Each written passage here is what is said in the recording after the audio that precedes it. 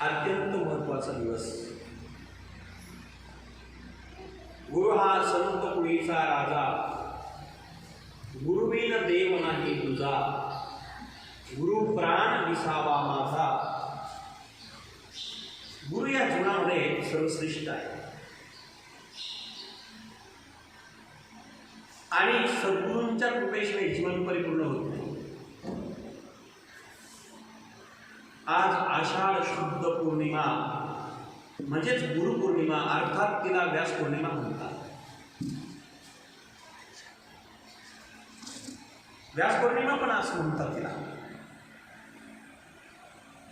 व्यास पौर्णिमा म्हणजेच गुरुपौर्णिमा आणि ती गुरुपौर्णिमा जी आहे ती सर्वश्रेष्ठ म्हणजे आजचा दिवस आहे। आजच्या दिवशी आपण सर्वजण गुरुची भक्ती ध्यान धारणा करत असतो, पण आज गुरु नेमकी काय आहे? व्यासांचा आज नवा जन्म झाला म्हणजे तिला व्यास पौर्णिमा म्हणतात। भगवान व्यासांना आज गुरु भेटले आणि त्या गुरुचं नाव आहे नारदजी।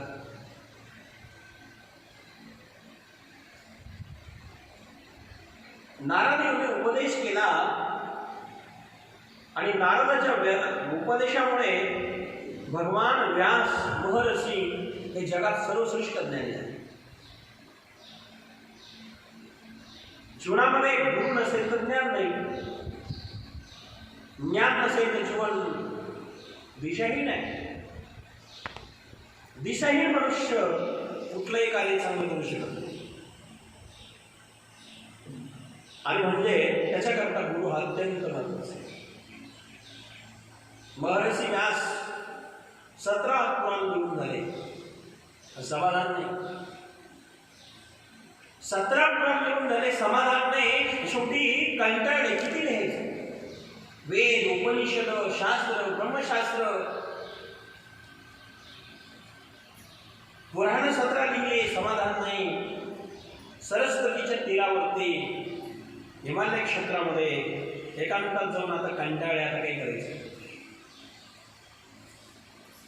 तिकडनं भजन करत करत नारद मुनी आले। नारायण नारायण जय जय नारायण हरी, नारायण नारायण जय जय नारायण हरी, नारायण नारायण जय जय नारायण हरी, नारायण नारायण जय जय नारायण हरी। बोला नारायण नारायण जय जय नारायण हरी, नारायण नारायण जय जय नारायण नारायण जय जय नारायण हरी, नारायण नारायण जय जय नारायण। भजन करत करतात नारायण नारायण नारायण भजन करत करत करत आणि भजन करत करत त्यावेळेस गुरुदेव नारदजी त्या ठिकाणी आले आणि व्यासांनी बघितलं। व्यासांनी नमस्कार केला नारद। गुरुला नमस्कार करावा। तद्विद्येन प्रणिपातेन परिप्रश्नेन सेवया उपदेशन्ति ते ज्ञानं ज्ञानेन तत्त्वदर्शनः। गुरु हा संत कुळीचा राजा आहे। गुरुने नमस्कार केला। व्यास काही सामान्य नाहीये। नमस्ते व्यास विशाल बुद्धे बुद्धारविंदा यत्तत्र नेत्र ज्ञात्वया भारत तेन पूर्ण प्रज्वालितो ज्ञानमये प्रदीपः। नमस्ते व्यास विशाल बुद्धे बुद्धारविंदा यत्तत्र नेत्र ज्ञात्वया भारत तेन पूर्ण प्रज्वालितो ज्ञानमये प्रदीपः। जगात जेवढं ज्ञान आहे ते व्यासांच्यापासून सुरू झालेलं आहे।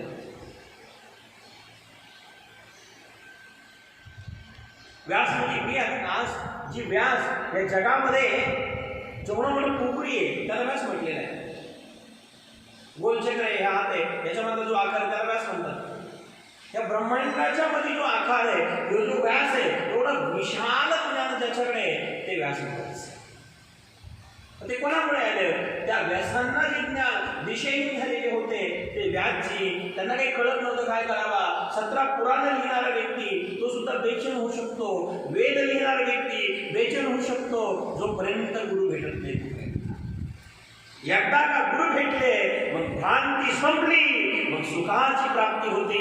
व्यास महर्षीला नारद गुरु भेटले आणि सगळी जीवनातली भ्रांती संपली. आणि मग एक पुराण लिहिलं, त्या पुराणाचं नाव आहे श्रीमद भागवत महापुराण लिहिलं. हे गुरुकृपेचं पुराण आहे. गुरुकृपा अत्यंत महत्वाची,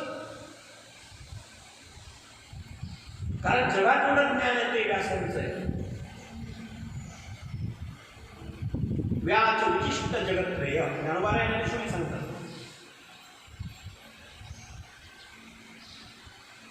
मग हे सगळं जे आहे ते व्यासांचं ज्ञान आहे. मग त्या व्यासांना ज्या दिवशी गुरु भेटले तो दिवस म्हणजे व्यास पौर्णिमा, तिला आषाढ शुद्ध पौर्णिमा म्हणतात. तो म्हणजे आजचा दिवस. व्यासांचा दोनदा जन्म झाला. पहिला जन्म झाला तो आईच्या पोटी आणि दुसरा जन्म झाला तो गुरुच्या उपदेशापोटी.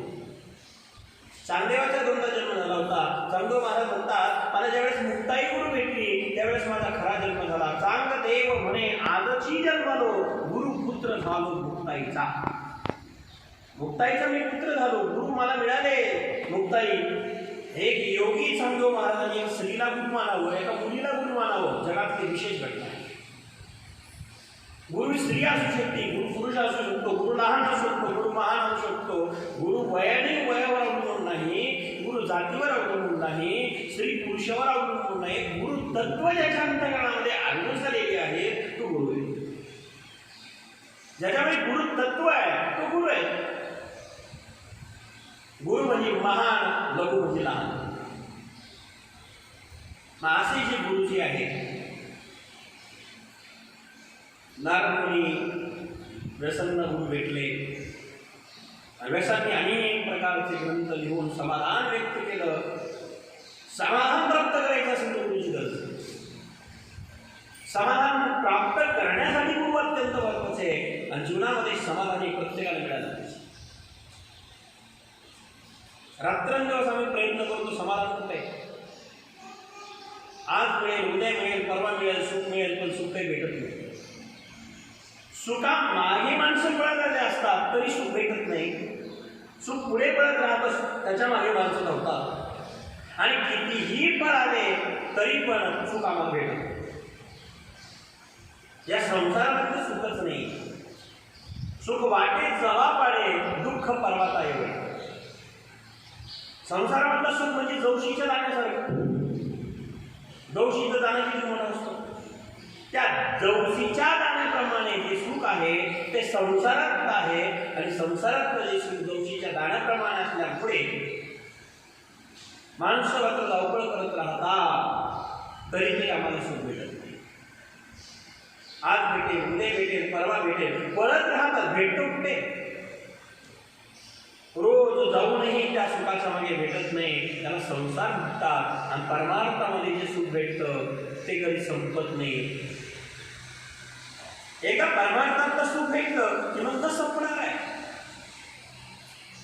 आणि ते परमार्थातलं सुख प्राप्त करून देण्याची शक्ती कोणामध्ये असेल? फक्त गुरुमध्ये असते. आणि म्हणून गुरु हा सर्वात श्रेष्ठ. प्रत्येकाने जीवनामध्ये गुरु करावा. जेणे गुरु नाही केला त्याचा जन्म वाया गेला. किती जन्माला येतात पण अशीच निघून जातात. मीपणा, माझेपणा या घमंडात आयुष्य घालतात आणि एक दिवस जीवन संपून जाते. आता तो कोण कधी जाईल सांगता येत नाही. आता करुणा नाही आहे कोरोनाला. कोरोना आहे ना, त्याला करुणा नाही आहे. कोणाला येतो घेऊन जातो. त्यामुळे माणसाच्या हातात काही नाही. मनुष्याने फक्त प्रयत्न केले पाहिजे. ज्ञान मला गुरुमूर्ती तुझ्या मला गुरुपदम मंत्र मला गुरु वाक्य मोक्ष मला गुरु केला. गुरुची पूजा कशी करावी, गुरुचे ध्यान कसं करावं, गुरुची भक्ती कशी करावी याची काही शास्त्रात प्रक्रिया सांगितलेली आहे. त्याच्याकडे पद्धती सांगितलेल्या आहे. गुरु म्हणजे नुसतं शरीर नाही. शरीर असेल तर मग त्यांचे गुरु समाधिस्थ होतील, मग गुरु संपला का? शरीराला जर गुरु मानलं तर शरीर कोणाचं काळा असेल, कोणाचं गोरा असेल, कोणाचं लहान असेल, कोणाचं मोठं असेल, भेदभाव निर्माण होईल. शरीर गुरु नाही, गुरु तत्व आहे, गुरु विचार आहे, गुरु ज्ञान आहे. जे ज्ञान दाखवतात ते तत्व, ते गुरु आहे. जे ज्ञान देतात ते तत्व गुरु आहे. कोणाकडूनही कोणाला जे ज्ञान मिळेल सांगता येत नाही, आणि ज्याच्याकडून ज्याला जे ज्ञान मिळालं त्याचा तो गुरुच आहे. गुरुचे 3 प्रकार, एक गुरु आहे, एक सद्गुरु आहे आणि एक जगद्गुरु आहे. गुरु कोण आहे? ज्याच्याकडनं ज्याला जे ज्ञान भेटलं तो गुरु. दत्तांनी 24 गुरु केले होते. सापाला गुरु केले का? अजगराला गुरु काय केलं दत्तांनी? याचं कारण असं होतं, तो अजगर खाण्यापुरता धावपळ करतो आणि एकदा त्याने जेवण केलं की मग मात्र निवांत झोपतो. त्याला काही टेन्शन नाही. ज्याला काही टेन्शन नाही तो गुरु. त्याला काही टेन्शन नाही, खाण्यापुरतं केलं आणि एकदा खाल्लं की झोपला, मग टेन्शन नाही, आनंद. तर सापाला गुरु केला अजगर. असं जेवण पाहिजे म्हणजे निवांत, चिंताच नाही. ते चिंता करत नाही, चिंतन करत राहतात ते गुरु आहेत. आणि जी चिंतन करत नाही, चिंता करत राहतात नाही, निवांत आहे. आईची चिंता, गृहिणीची चिंता, परवड्याची चिंता, चिंता नाही असा दिवसच जात नाही. परिणाम, चिंता करू नका, चिंतन करा. दत्तात्रयाने एका वेश्याला गुरु केलं. वेश्या सकाळपासून नटून धरून बसते. एक वेश्या नटून धरून बसलेली होती आणि ती आता मला कोणतरी भेटणार आहे, माझा इच्छा पूर्ण करणार आहे, माझी कामना पूर्ण होणार आहे, त्याच्याकरता ती नटून थडून बसते. पण दिवसभर कोणी भेटत नाही. शेवटी नर्वस होते. धिक्कार असो माझ्या सौंदर्याचा आणि माझ्या शरीराचा. मी जर एवढी देवाकरता भक्ती केली असते आणि देवाकरता जर एवढी सुंदरपणा दाखवला असतं देवाकरता, तर मला भगवंत का भेटलं नसता. आणि शेवटी त्या वेश्याच्या मनात आलं आणि वेश्याचा उद्धार झाला. वेश्या गणिका ती सत्य लोकांनी धुंद झाला पुन्हा दरबार. त्या वेश्यानं गुरु केलं. एक मुलगी आहे, त्याच्या घरी पाहुणे आले. पाहुणे आल्यावर वडिलांनी सांगितलं, पुरी पाहुणे आलेले. पाहुणे आल्यानंतर मुलीला वडिलांनी सांगितलं चहा घेऊ. आणि ती मुलगी जी आहे घरामध्ये साळ काढली नव्हती, उखाळा असायचं पूर्वीचं. साळ काढणारी मुलगी आहे, उखाळात ते साळ पीत होती आणि चहा ठेवायचं सांगितलं. स्वयंपाक करण्याकरता धान्य घरात नाही, साळ कुठूनच तांदूळ बाहेर काढायचे, अशी बिकट परिस्थिती त्यांची होती. पण मुलगी ती धान्यामध्ये कुठत असताना घडलं काय? त्याच्या बांगड्या होत्या. बांगड्या ते कुठतरी बांगड्या असतात बघ, बांगड्या खळखळ खळखळ खळखळ खळखळ वाजायच्या. त्या बांगड्याचा नाद होत होता, त्याचा आवाज येत होता. मुलीने विचार केला, स्वयंपाक करायचा, चहा करायचा पाहुण्याला, मी धानकुट्यातून धान्य पुरतंय हे जर पाहुण्यांना कळलं, त्यांची परिस्थिती कळेल, गरीब आहे म्हणून. याचा आवाज झाला नाही पाहिजे म्हणून काय करावा. तिच्या हातात बांगड्या भरलेल्या होत्या. मग तिने एक एक बांगडी काढीत चालली. एकूण 12 बांगड्या, एकूण 12 बांगड्या, 2 डझन बांगड्या होत्या. आपल्याला कुठं फुगट द्यायचे, विकतही द्यायचे नाही तर सांगा काय. हे 2 डझन बांगड्या. मग तिने इकडच्या 2 बांगड्या काढल्या, तिकडच्या काढल्या, पुन्हा धानकुटे करायला लागली, कुटायला लागली, पुन्हा त्याचा आवाज झाला. पुन्हा कुटायला लागली, 2 काढल्या, पुन्हा त्याचा आवाज व्हायला लागला. असं करता करता ज्या ज्या बांगड्या कमीत करत गेली तरी आवाजच होत होता. शेवटी सगळ्या बांगड्या काढून टाकल्या, एक बांगडी ठेवली आणि एक एक बांगडी असल्यामुळं त्या हातातला आवाज बंद झाला. जोपर्यंत 2 होत्या तरी आवाज देत होत्या आणि ज्यावेळेस एकच बांगडी ठेवली आवाज बंद झाला. भगवान दत्तात्रयाने पाहिजे, बरोबर आहे. जोपर्यंत एक दृष्टी होत नाही तोपर्यंत आम्हाला समाधान नाही, आणि समाधान पाहिजे असेल तर एक दृष्टी गरजेची आहे. दृष्टी एक करा, चित्त एकाग्र करा, निश्चित समाधानाला आपण यशापर्यंत. जोपर्यंत संघर्ष आहे तोपर्यंत सुख नाही, जोपर्यंत विकल्प आहे तोपर्यंत असणार सुख नाही, जोपर्यंत संकल्प करत नाही तोपर्यंत सुख नाही. संकल्प पूर्ण असे 24 गुरु केले दत्त भगवंतांनी. मग हे कोणते गुरु? गुणाचे गुरु. जयाचा जो जो घेतला गुण तो तो मेहा गुरु केला जाण, आणि गुरुशी आले अपार पण संपूर्ण जगही गुरुशी. हे गुरु. मग दुसरे सद्गुरु कोण? गुरुचा प्रकार सांगितला, ज्याच्याकडून जे ज्ञान मिळालं ते गुरु. सद्गुरु संत आहे. सत आणि असत या दोघांचा भेद नष्ट करतात, त्याला म्हणतात सद्गुरु. असत्य म्हणजे मिथ्य, सत म्हणजे सत्य. सत्य ईश्वर आहे, असत्य प्रपंच आहे, असत्य संसार आहे, आणि संसार असत्य आहे, ब्रह्म सत्य जगत मिथ्य. हे जे ज्ञान देतात त्याला सद्गुरु. सत्य कोण आहे जगामध्ये? ईश्वरच आहे. सत्य तू सत्य तू सत्य तू विठ्ठला. सत्य भगवंत आहे. मग जे भगवंत सत्य आहे त्याचं ज्ञान करून देतात त्याला म्हणतात सद्गुरु. कारण भगवंत सत आहे, सच्चित आनंद आहे. भागवताचा प्रथम श्लोक आहे महात्म्याचा, सच्चितानंदाय सच्चितानंदाय. सच्चित आणि आनंद. पण त्या सच्चितानंद भगवान परमात्म्याला आम्ही वंदन केलं. तो सत आहे, चित आहे आणि आनंद रूप आहे. सत म्हणजे सत्य प्रतिष्ठित, चित म्हणजे प्रकाश, आनंद म्हणजे सुख प्रदान करणारा. तो एकच आहे, त्याचा नाव सच्चिदानंद आहे. सच्चिदानंद रूपाय विश्वोत्पत्त्यादि हेतवे तापत्रय विनाशाय. तापत्रय विनाशाय, ताप नष्ट करणारा, विनाश करणारा तो सच्चिदानंद, त्याला आपण नमस्कार करू. सच्चिदानंदाय नमो नमः, वयम नमः. मी नमस्कार करतो, तुम्ही करा त्या सच्चित आनंदाला. मग सच्चित आनंद प्राप्त करून देणारा जो ईश्वरापर्यंत नेतो त्याला म्हणतात सद्गुरु. आणि असे सद्गुरु जीवनामध्ये प्राप्त व्हावे. ते मिळाले की रोज तर आम्ही सद्गुरूच्या सानिध्यात राहू शकत नाही, मग भक्ती कशी करायची? रोज तर आम्ही सद्गुरूची सेवा करू शकत नाही, मग भक्ती कशी करायची? मग ज्ञानोबराय 15व्या अध्यायात ज्ञानेश्वरीमध्ये लिहितात सद्गुरूची भक्ती कशी करावी.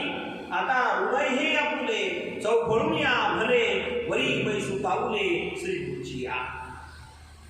आता हृदय हे आपुले, हृदय आता हृदय हे आपुले चौफळून या भले. चौफळ म्हणजे चौरंग.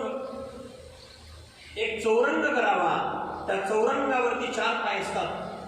4 पाय म्हणजे 4 वेदाचे तत्वे.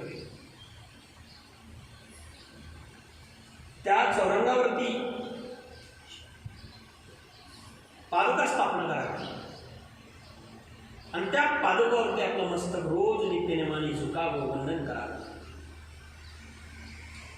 आणि ते कुठं करायचं? तो चौरंग हृदयामध्ये, घरामध्ये नाही. घरातले चौरंग कुठं पडतील?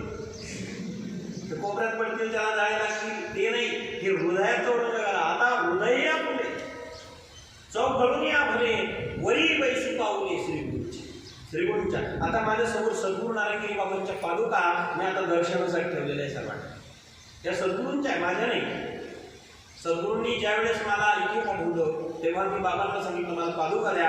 या नारायणगिरी महाराजांच्या पादुका आता सगळ्यांच्या दर्शनासाठी उपलब्ध झाली. ही सद्गुरूंची कृपा आहे, त्यांच्या आशीर्वाद आहे. आणि म्हणून सद्गुरूंची कृपा अत्यंत महत्वाची. आपल्या हृदयामध्ये हे सगळं धारणा केली, हृदयामध्ये आपण धारण केलं गुरुजींना. हृदयामध्ये धारण केल्यानंतर गुरूंची भक्ती झाली की मग ते गुरु सद्गुरूमध्ये सद्गुरूचे पावलं आपल्या हृदयामध्ये धारण केलं की मग मात्र भक्ती कशा पद्धतीने करावी, याचं काय कारण आहे, त्याचं शास्त्र सांगतं. मग हृदय सुरू करू. पहिला अध्याय काही गुरु शुभ आहे. 15व्या अध्यायात लोक सांगितले की 15वेळेस आता हृदय आपले चौकरून या भले परी बैसू पावले आतोली श्री गुरुची या. 15व्या अध्यायात ज्ञानोबा वर्णन करतात. पहिल्या अध्याय सांगतात मद हृदय सद्गुरु जेणे तारिलो हा संसार करू म्हणून विशेष अत्याधुनिक विवेकावरी जे ज्ञानी आहे त्या गुरुला मी हृदय. मंदिर बांधलं ते पडेल, घर बांधलं ते पडेल, घरात कुठे ठेवलं ते कमी जास्त होईल, पण हृदयात ठेवलेलं कधीच होणार नाही. जोपर्यंत स्वार्थ सोच आहे तोपर्यंत आपण गुरुची भक्ती करू शकतो. म्हणून गुरुला हृदयात ठेवा. ज्ञानोबा म्हणतात मी माझ्या गुरुला हृदयात ठेवलं. माझं हृदय सद्गुरु. काय झालं महाराज? परिणाम काय? फायदा काय झाला? गुरुला तुम्ही हृदयात ठेवलं बरं झालं. हृदयामध्ये गुरु ठेवलं फायदा काय महाराज? ज्ञानोबा म्हणतात फायदा आणि फायदा एवढा मोठा झाला. मग हृदय सद्गुरु जेणे तारिलो हा संसार. माझ्या हृदयात मी सद्गुरूला ठेवल्यामुळं या संसारातूनच तरलो. ही गुरुकृपा आहे. ज्ञानदेव म्हणे तरलो आता उद्धरलो गुरु. गुरुच्या कृपेमुळे माझा उद्धार झाला. माझ्या हृदयामध्ये गुरुला ठेवल्यामुळं मी तरुण गेलो, माझा उद्धार झाला. हा परिणाम गुरुच्या कृपेच आहे. आणि तुम्हाला जर फायदा करून घ्यायचा असेल, तुम्हाला जर कळत असेल, तुम्ही जाणणारे असाल, तुम्ही जाणकार असाल, तर तुम्ही सुद्धा तेच करा. मी जे केलं ते तुम्ही करा. पुढे ज्ञानोबा म्हणतात म्हणून जाणते नो गुरु भजिते. दुसऱ्या भूमीत म्हणतात म्हणून जाणते नो गुरु भजिते. तुम्ही जाणताय ना, तुम्हाला कळताय ना, तुम्ही समजदार आहात ना, तुम्ही अनुभवी आहात ना, तुम्ही अनुरागी आहात ना, तुम्ही अनुतापी आहात ना, तुम्ही जर हे सर्व करणारे असेल तर तुम्ही आता गुरु बघा. म्हणून जाणते नो. जाणणारे तर बघा, कळत नाही नका बघू. कळणार न कळणाऱ्याला काय कळतं? म्हणून जाणते नो गुरु भजिते. काय होईल फायदा महाराज? ते कृतकारी होईचे. जे कार्य तुम्ही हातात घेतले ते आपोआप होईल. गुरुचं नाव घेतलं ते कृत कार्य होईचे. जैसे वेळ सुंचने सहजे शाखा पल्लव संतुषे. काय आमच्या संतांचा अनुभव बघा. ज्ञानोबा म्हणतात गुरुला तुम्ही भजला, गुरुची तुम्ही भक्ती केली तर परिणाम होणार काय? जसं झाड आहे, झाड जर तुम्ही लावलं त्या फांद्या फार वाढतं म्हणून तुम्ही कंटाळले असेल, ते कुरडीनं छाटू लागले आणि मुळाला पाणी घालू लागले तर झाड वाढायचं बंद होईल का?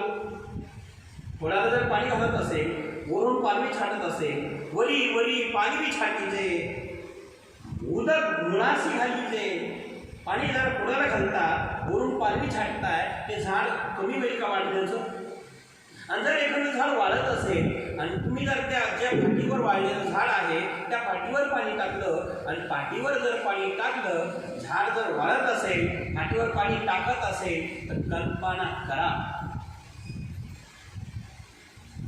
कदाचित झाड या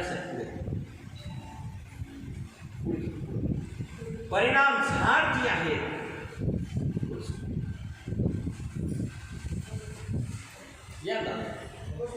परिणाम असा झाला,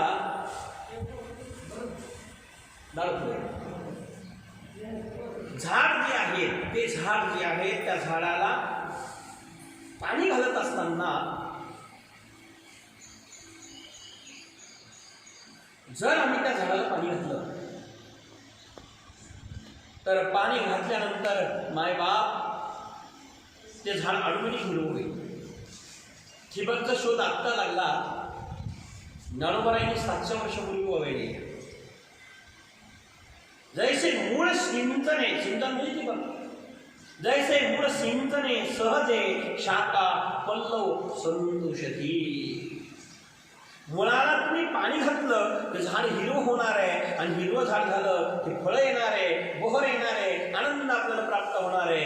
तसं मुळाला पाणी घातल्यानंतर जसं झाड हिरवं होतं तसं गुरुची भक्ती केली की ब्रह्मांडातल्या सगळ्या देवदेवता प्रसन्न होतात. म्हणून गुरु हे सगळ्या जगातले मूळ आहे आणि म्हणून हे जाणते गुरु. तुम्ही जाणकार आहात, तुम्ही जाणत आहात, तुम्ही आता गुरुला भजा. तुम्ही जाणताय ना, तुम्ही अनुभवी आहेत ना, म्हणून तुम्ही गुरुला भजा. ज्ञानोबा राय ज्ञानेश्वरी सांगतात. आणि असे गुरुला जर तुम्ही कदाचित भजलात तर गुरुदेव निश्चित या जगात आपलं कल्याण करेल. आणि अशा गुरूंची कृपा आपल्यावर होत राहावी. आज आपण अडबंगनाथाच्या भूमीमध्ये एवढं पवित्र ठिकाण आपल्या जिल्ह्यामध्ये आहे, आपल्या तालुक्यामध्ये आहे, आपल्या परिसरामध्ये आहे. आज खऱ्या अर्थाने कुठलाही कार्यक्रम आपल्याला कीर्तन प्रवचन करता आलं नाही, कारण कोरोनाची परिस्थिती फार अवघड आहे. नाथ महाराजांना आपण सर्व प्रार्थना करूया की लवकरात लवकर तो कोरोना नावाचा आजार नष्ट हो. ही अडबंगनाथा करुणा तुला येऊ दे आणि हे संकट दूर जाऊ दे. ही अडबंगनाथ महाराजांची शैली प्रार्थना. निमित्त मात्र भवसर्वे साची. काहीतरी निमित्ताने ह्या गोष्टी घडतात. संकट दूर जाण्याची शक्ती, करण्याची शक्ती आणि घालवण्याची शक्ती फक्त सद्गुरूत आणि ईश्वरात आहे. गुरु आणि देव हे लोक एकच आहेत. देवते संत, देवते संत, निमित्त त्या प्रतिमा. प्रतिमा म्हणजे शरीर, हे निमित्त आहे. गुरु आणि संत एकच आहे. म्हणून आपल्यावरती गुरुची कृपा व्हावी. या आपल्या परिसरामध्ये अडबंगनाथाची तपोभूमीसारखं क्षेत्र खऱ्या अर्थाने आपल्याला प्राप्त झालं. अडबंगनाथ महाराज गुरुनिष्ठ भक्त आहे. माणिकाने ज्यावेळेस गोरक्षनाथाला मन दिलं, 12 वर्ष एका जागेवर थांबले. 12 वर्ष तप केलं आणि मनात येते गोष्टी करायची नाही हा निर्णय घेतला. माणिकाचा अडबंगनाथ झाला. गुरुच्या कृपेमुळं गोरखनाथानं आशीर्वाद दिला. गोरक्षनाथाने कृपा केली, आशीर्वाद दिला, तर माणिकाचा अडबंगनाथ झाला. गुरु कृपा करतील तर काय अशक्य आहे. आजच्या कलियुगामध्ये एक गुरु महान असे संत जन्माला आले, ना भूतो न भविष्यते. पुढं कसे झाले असेल, पुढं होईल माहीत नाही, मागे कसे झाले माहीत नाही. एक संत असे आताच्या काळात झाले, 109 वर्ष ज्यांचं जीवन जगले ते नारायणगिरी महाराज. पुन्हा असे संत होणार. नारायणगिरी महाराज सारखा महात्मा पुन्हा जन्माला येणं शक्य नाही. वयाच्या 109 वर्षापर्यंत कीर्तन प्रवचन भजन करत समाजाचं कल्याण करत राहिले. आणि आमच्या जीवनामध्ये प्राप्त झाल्यामुळं आम्ही अरुणचा अरुणनाथ महाराज झालो. ही नारायणगिरी बाबांची कृपा आहे. आणि म्हणून गुरुकृपा जगाची सर्वश्रेष्ठ. गाढवाचे घोडे आम्ही करू दृष्टी पुढे. ही ताकद जर कोणात असेल तर फक्त सद्गुरूच आहे. आणि सद्गुरूवर निष्ठा श्रद्धा ठेवली की जीवन परिवर्तन झाल्याशिवाय राहत नाही. नारायणगिरी महाराज या कलियुगातील एवढे महान संत झाले की पुन्हा असे संत आता होणं या कलियुगात तरी आता तरी शक्य नाही. ज्यांनी नारायणगिरी बाबांना पाहिलं असेल, ज्यांना दर्शन झालं असेल, त्याच्यासारखा भाग्यवान या जगात दुसरा कोणी नाही. आणि म्हणून नारायणगिरी महाराज त्यांच्या चरणी आपण सर्व नतमस्तक होऊ. अडबंगनाथाच्या चरणी नतमस्तक होऊ. आणि आज गुरुपौर्णिमेच्या आज यूट्यूबद्वारे मी सर्व भाविकांना भक्तांना खऱ्या अर्थाने गर्दी न करायची असल्यामुळे कुठलंही कीर्तन प्रवचन आज करता आलं नाही. तरी पण यूट्यूबद्वारे ऑनलाईन जी भक्त आज पाहणार आहे त्यांच्याकरता हे प्रवचन अगदी समर्पित नाथांच्या चरणी. आता एक भजन आपण लिहूया आणि गुरुचरणी लिहूया. हरी गुरुदेव तुम्हारी जय जय हो. भगवान तुम्हारी जय जय हो. देव तुम्हारी जय जय हो. सद्गुरु तुम्हारी जय जय हो. नारायणी तुम्हारी जय जय हो. नारंगी तुम्हारी जय जय. सद्गुरु तुम्हारी